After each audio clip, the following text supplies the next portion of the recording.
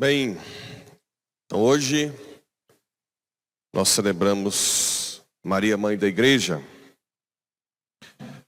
uma festa que foi decidida, escolhida, instituída por Paulo VI, nosso padroeiro, do Concílio Vaticano II. Maria, que é mãe da cabeça da igreja, que é Cristo, não poderia não ser mãe do corpo, que é a igreja.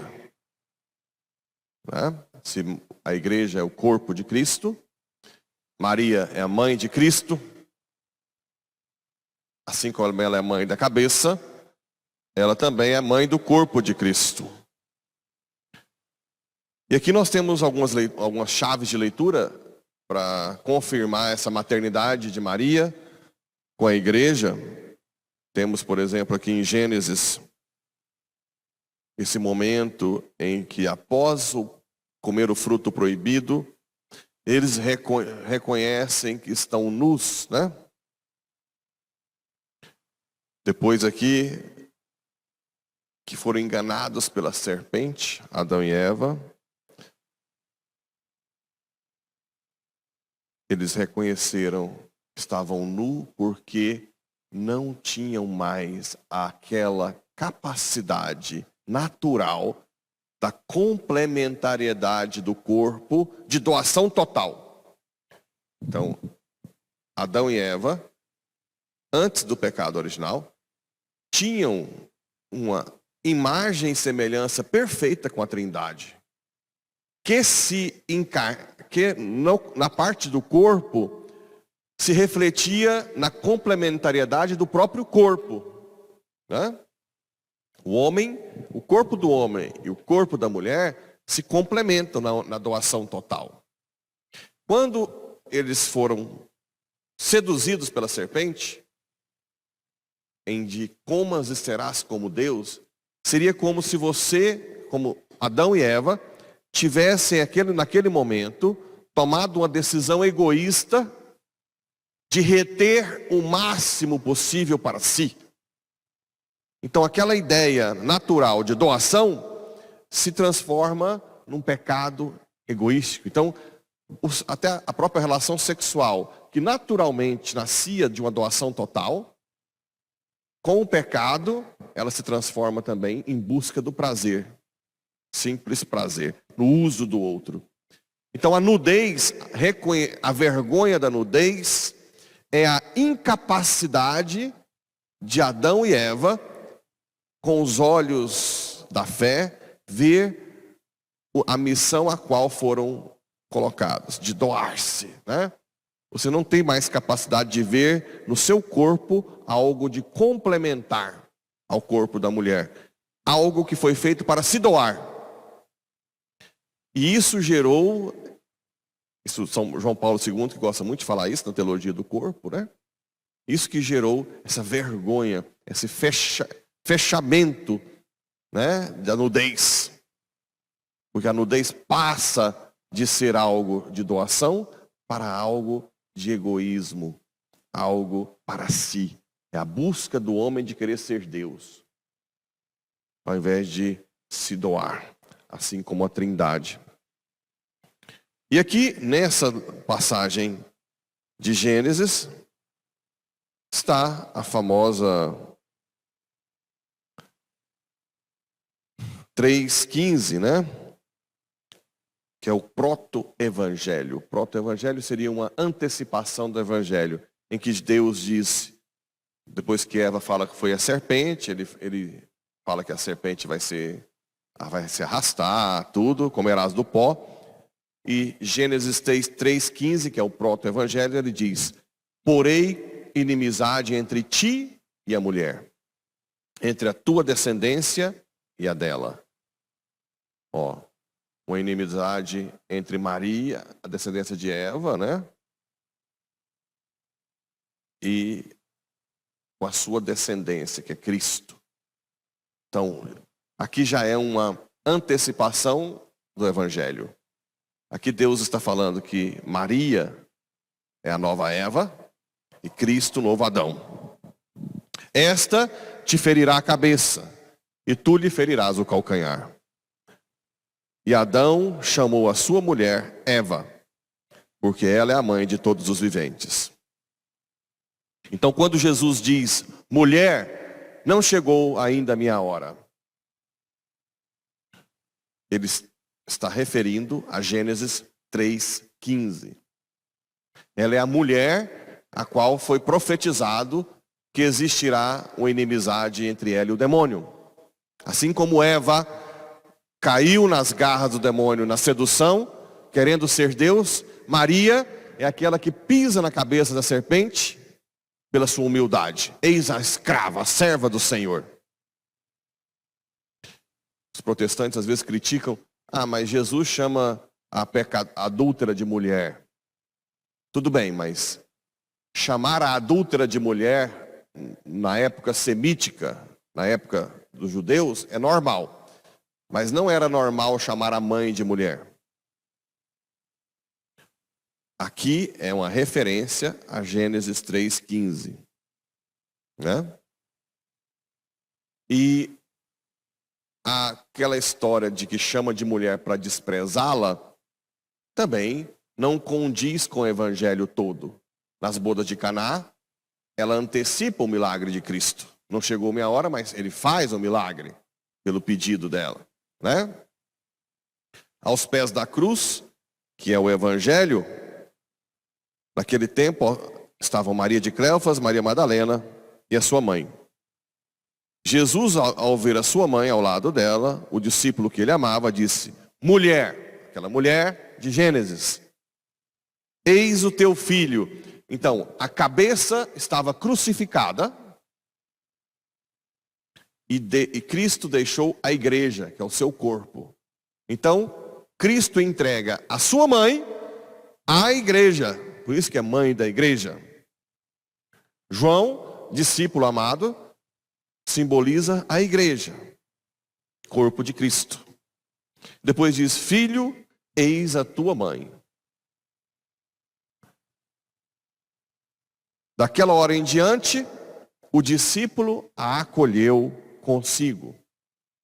Esse é um dos argumentos fortes para mostrar que Maria não tinha outros filhos, apesar de, em várias passagens, chamar de irmãos de Jesus, né? Vocês lembram que irmãos na linguagem semítica quer dizer, eram usados para parentes próximos, como primos. Certo? Sim? Em grego, que foi a língua escrita do Evangelho, tem diferença entre irmão e primo. Adelphos, anépsios. Já em hebraico, não. Har, né? Não tem diferença, ou ar, se eu não me engano. Em hebraico agora me fugiu. Mas em hebraico não tem. Mas o evangelho foi escrito em grego, por que não pôs? Para respeitar a cultura semítica. Ok? Então ali,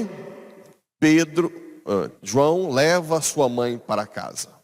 Ali simboliza uma nova missão agora, a continuidade de Cristo no mundo, que se dá na igreja, através dos sacramentos, cuja mãe é a igreja, né? Quando nós recebemos da igreja.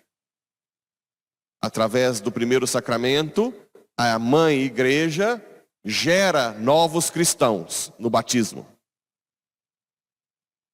Assim como Maria gerou Cristo. Então Maria é a personificação da igreja que gera novos santos. Ela é a personificação espiritual. Por isso que nós sempre, na maioria das minhas orações eu falo, mãezinha, coloque-nos no teu útero espiritual, para que com o Espírito Santo nos faça renascer novos santos. Né? Ela continua gerando novos santos. é uma interface misteriosa, belíssima, né? Se nós imaginarmos a igreja como o útero, e está Jesus dentro do útero, o fruto da vida eterna. É impressionante, né? Essa interface entre Maria e a igreja. Entre a geração da cabeça, que é Cristo, e a geração do corpo, contínua. A vontade do Pai de que a sua mãe participe do processo de salvação por toda a história, por toda a vida, né?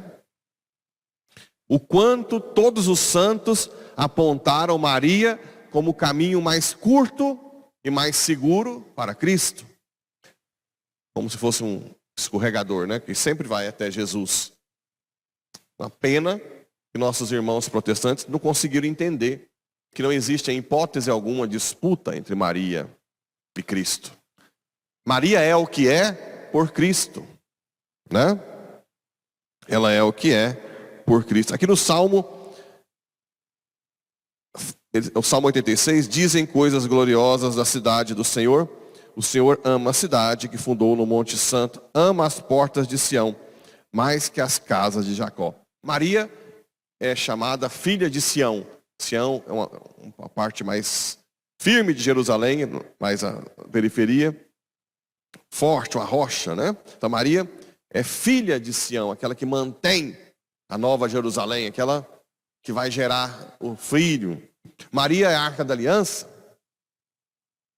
A Arca da Aliança, que antes carregava as tábuas da lei, agora a lei em si, a plenitude da lei, é a nova Arca da Aliança. Então Maria é aquela que foi pensada. Na verdade, Deus criou o mundo pensando em Maria já. Porque é ela que é o ser humano, a criatura que deu o seu sim para ele, né? Para que a igreja, que foi fundada desde a encarnação de Cristo, então Cristo quis a igreja, tem fundações em vários momentos da igreja, um dos ápices é quando fala para que Pedro, tu és Pedro, sobre ti edifica a minha igreja. Mas Maria é aquela que abraça todos os apóstolos, né? Ela estava em Pentecostes, é aquela que nós podemos dizer, olha que belo, nós podemos dizer que Maria esteve em Pentecostes e que de um certo modo, junto com o Espírito Santo, ela gerou nos apóstolos novos cristos, né? Ali naquele momento, houve uma fecundação espiritual, com a presença de Maria, claro, que continua na história, essa mãe da igreja, essa mãe espiritual. Então, nós temos que cada vez mais buscar esse amor profundo a Nossa Senhora. A Senhora que acompanhou tantos santos. Hoje celebramos também Nossa Senhora Auxiliadora, que é a Nossa Senhora de Dom Bosco, São João Bosco. Um grande santo. Sempre ela esteve presente na vida de todos os santos. Nossa Senhora Auxiliadora, que é padroeira de Iporá. A filha de Sião, a nova Arca da Aliança. A mãe da igreja. A mãe de Deus, né?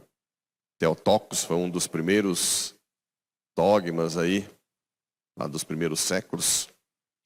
Que Nossa Senhora nos ensine a cada dia mais a amá-la e nos coloque cada dia mais no seu útero espiritual, para que com o Espírito Santo que recebemos ontem em Pentecostes, possamos cada dia mais configurar a nossa vida, a vida de Cristo.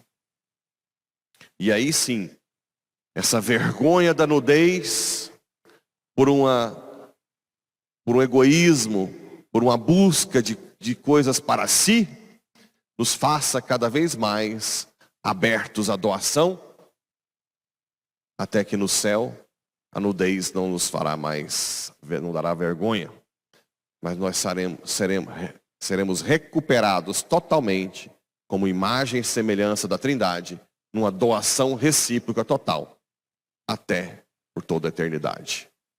Nós vamos ser felizes no céu, porque nós vamos nos doarmos completamente o tempo todo, assim como Deus se doa completamente a nós o tempo todo. No final das contas, é uma grande, grande troca de amor. Assim como é feliz nesse mundo, quem é capaz de se doar. Quem ama muito, acaba colhendo amor e é mais feliz. Quem se fecha muito, acaba vivendo uma amargura, uma tristeza difícil de recuperar. Que Nossa Senhora nos santifique cada dia mais, assim seja.